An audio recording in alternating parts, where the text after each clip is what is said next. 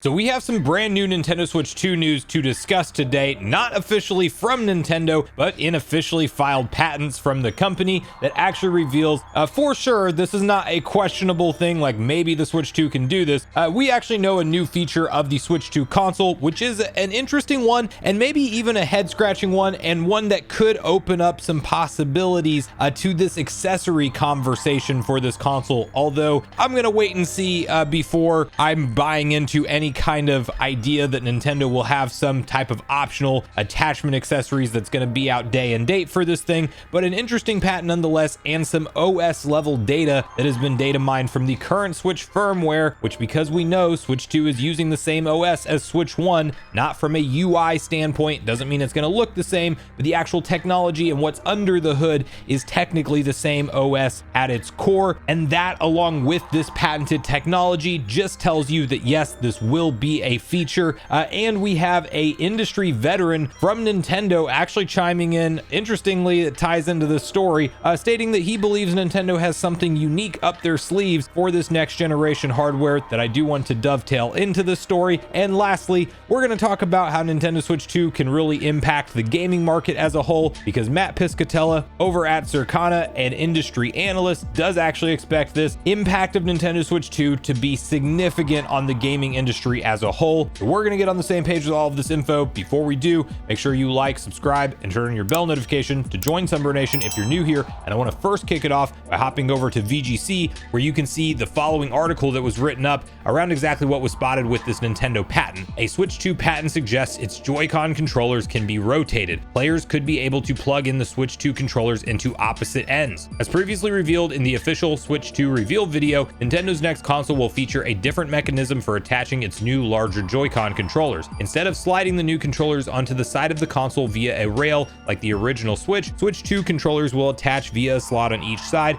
and are seemingly kept in place by a powerful magnet. Now, a new patent published by Nintendo suggests players may be able to turn the controllers upside down and plug them into the wrong side of the system. Instead of reporting an error, the patent suggests the Switch 2 could instead flip the display 180 degrees, essentially allowing users to turn the system upside down. While this may not immediately seem like it would serve much purpose, the patent notes that because the Switch 2 only has one headphone port, players would therefore be able to decide whether to have it at the top or bottom of their console depending on their preference. The user can use the game system by mounting the right controller and the left controller on the opposite side to the main body of the device, the patent reads. According to this, the user can use the game system in such a manner that the component becomes a favorable arrangement. It should also be noted that while the USB port on the bottom of the Switch 2 is in the center of the system, the one at the top is off to the side. In theory, then, Nintendo or third-party manufacturers could create USB peripherals for Switch 2, such as a camera, which could sit on the middle of the console itself if the user plays with the system rotated and the middle USB port on the top. Now, in case you needed any further proof that this is something that will be supported by Nintendo, you can see this post from CentroLeaks that says, looks like this is really happening. Switch firmware 19.0 added a function to detect exactly this, IS inverted controller connected on rail, and it shows specifically a screenshot of code that reads out what orientation the console is, and that the image can essentially flip 180 if it's determined that the console is upside down, with the Joy-Cons attached exactly how Nintendo is outlining in this patent for the Switch 2. And if you go in and look at the patent does actually match all the details of the Switch 2 console, which is what makes this patent more or less just an explanation of features to expect from Switch 2, and not something like we sometimes discuss patents on the channel that say this may or may not end up in final technology. These patents are actually referencing finalized hardware of Nintendo Switch 2, and we have software actually showing on the current family of Switch systems that knows how to read this type of input that was added from 19.0 as Nintendo continues to build out the firmware and get things ready for Switch 2. And obviously we know that there's going to be a lot of integration between Switch 1 and Switch 2 with our libraries rolling forward and all of that. So between the data mine and this patent referencing Switch 2 hardware and the controllers being able to attach to either side, I am in full belief at this point that that will indeed be supported on Switch 2. And it's an interesting head scratching kind of situation as to why. Is it just so you can grab the console off of a table and quickly just decide to put the Joy-Cons into each side and you don't want to have to stop and think about it, and maybe that's easier for on the go play? That's a possibility, but it does make you think it's definitely going to be exclusively for handheld play, because even in tabletop mode, the kickstand is only going to be on one end of of the console. Granted, I guess with how much we saw that kickstand fold out, there's maybe a world where you could prop it up at a different angle if it's folded down while you were in that orientation with the console technically upside down. But obviously the more interesting idea of this conversation is, would we see Nintendo market certain peripherals that get plugged in via those USB-C ports, considering that we have one on the bottom, which is going to be the middle of the console, and if it rotates up, that middle would now be on the top, and we also have one that is set to be on to the off side to the right of the console when looking at it. And what's interesting about that is you cannot plug in, at least I don't think you would be able to plug in the Switch 2 when docked in the wrong orientation. Not to mention there's heating and cooling and vents and all of that stuff comes into play as well. So you'd have to put it in the dock the right way, but when playing it in handheld mode, it really shouldn't matter, and you would be able to essentially just choose which way you want to plug in the headset to the console, which, if we are to believe things like that C button is some kind of community center or something to allow you to connect to friends easier with voice chat, this could be Nintendo kind of somewhat signifying that, you know, they want to make it easier to connect headsets. I'm not even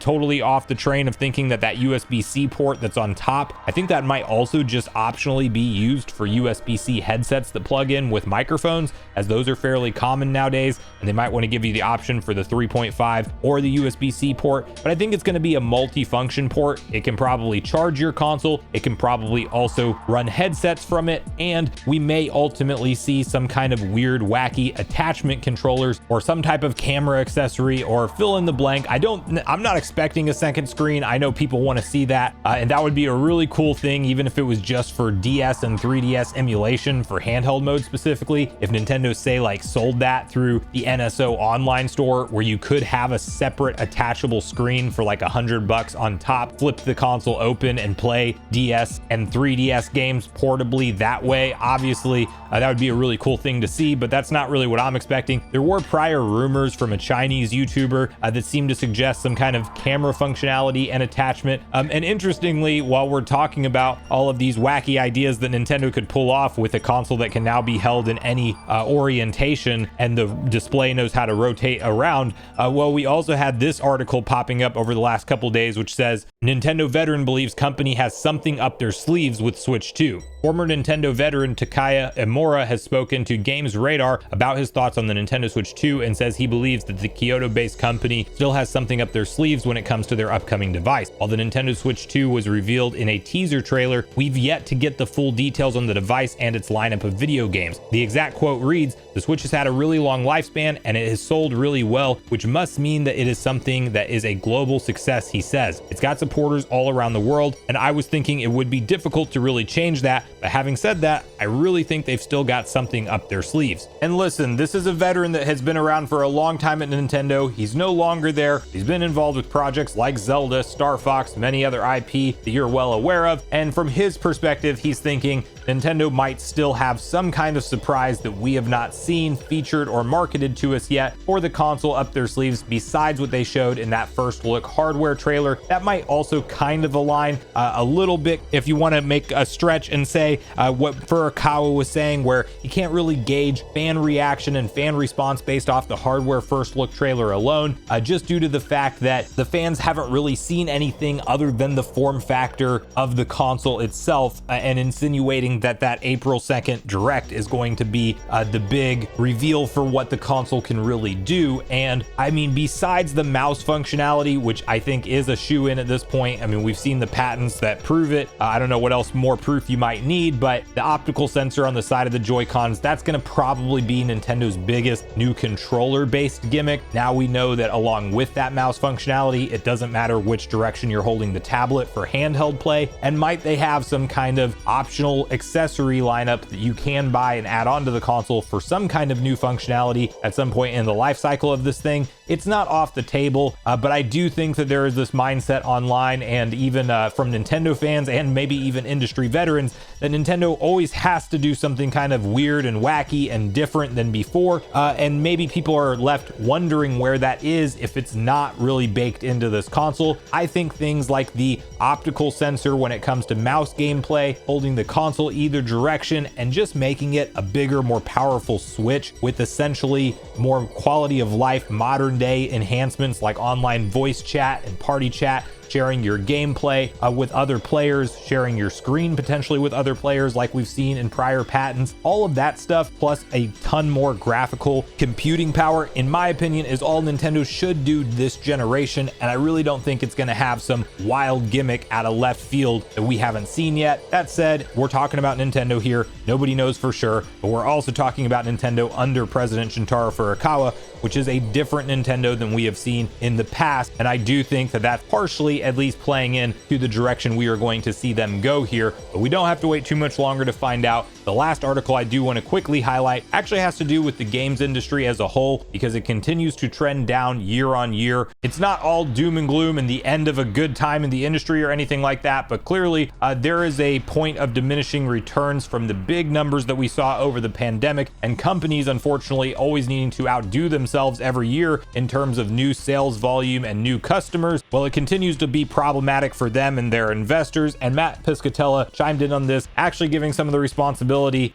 to Switch 2 for maybe creating a rebound effect of the games industry that we know and look at today. So you can see this write-up also coming from My Nintendo News, which reads, US Circana's Matt Piscatella believes the Switch 2 will get the market back to growth. Matt Piscatella, who works for Circana, the video game software and hardware sales tracker in the United States, has said in a new video that he is of the firm belief that the Nintendo Switch 2 will bring the video game market back to growth when it launches later this year. Here's what Mr. Piscatella had to say about Grand Theft Auto 6 and the Switch 2's effect on the US marketplace. If those two things do happen this year and do meet expectations going into this year, I think you're looking at low to mid single-digit % growth in overall market spending on video game products. Now, that doesn't sound like a lot, but it would result in record spending on the consumer side. It would get the industry back to growth over that 2021 peak that we've previously seen. And most importantly, I think, and a little bit of a thing not a lot of folks may be thinking about, is it gets investment flowing back into the game space. So really that last line is the most impactful out of everything Matt Piscatella suggested there, because yeah, we know Nintendo has a large responsibility in addition to GTA 6 to do huge numbers in 2025 for the industry as a whole, but when you have an industry that's booming, that gets investors' dollars directed towards that industry, and that's what you need to ultimately craft and create all of the games that we love to play and enjoy when it's all said and done. So when the video game industry is thriving and tracking in the right direction, that ultimately should translate to more and better, more consistent delivery of games at the end of the day for us consumers. And I have no doubt that the follow-up to Nintendo's essentially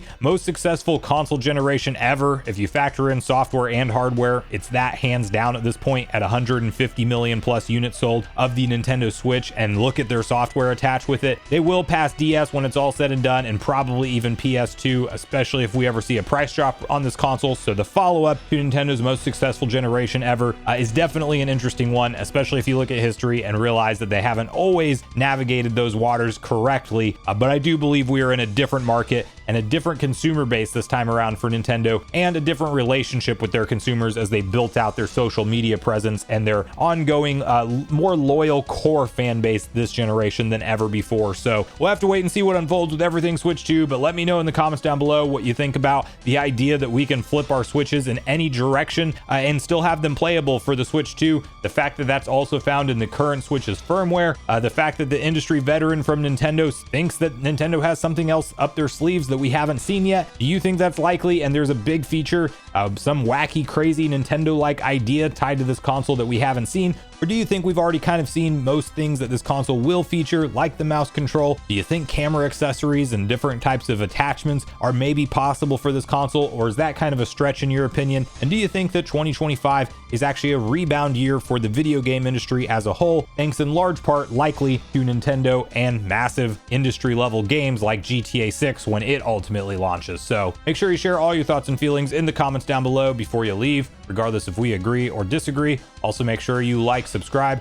turn your notification bell. And with that, I've been Sunbro, you've been Nation. Thanks so much for watching, and I'll see you guys in the next video.